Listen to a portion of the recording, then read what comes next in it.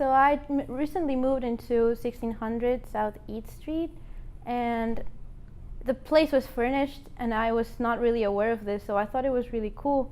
But as I was going through the place, I found this painting of this beautiful girl who I obviously didn't know who it was, so I thought maybe someone left it behind when they were moving out or something. So I went down to the concierge, and he told me that he was surprised to see that there, and he continued to tell me the story of the previous tenant who had been in my apartment. He was a guy, an artist. He had a thing for this girl who lived there too, and they had an affair, but it didn't really work out between them. So he became obsessed with her, with everything she did. She became the main subject of his paintings for a while. He created around 50, he created a lot of paintings with her as the subject.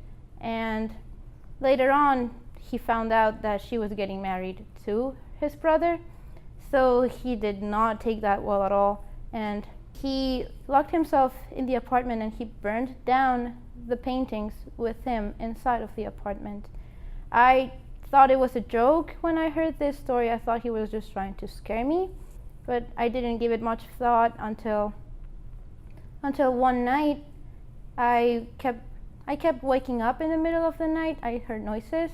I thought it was just my neighbors being loud or something, and I just didn't give it too much thought. So around 3 in the morning, I kind of heard the tap, the running water, and I had no idea where it was coming from because it sounded too loud for it to be coming from my neighbor's apartment. So I got up and I checked the bathroom. There was nothing. I checked the other bathroom and it was nothing, but as I moved, it sounded a little louder. So I checked the kitchen and I found that it was indeed running. I was very confused since there was nobody else there, but I turned it off, and the moment I turn around, I see this shadow in the corner of this person. It looked like a man. He was sitting down. He was staring at something. He was holding something. Like, it was really strange. And I noticed that he was covering up something with the water. So when I noticed this thing he was holding was the painting that was on my wall.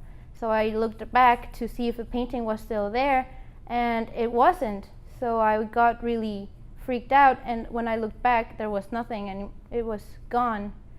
So the only thing that was left was the painting there on the floor. And I remember the story that I was told before, so it was really freaky. And I just didn't know what to do with the painting. I left it there because I was not sure if throwing it away would do any good or if I would upset someone or something.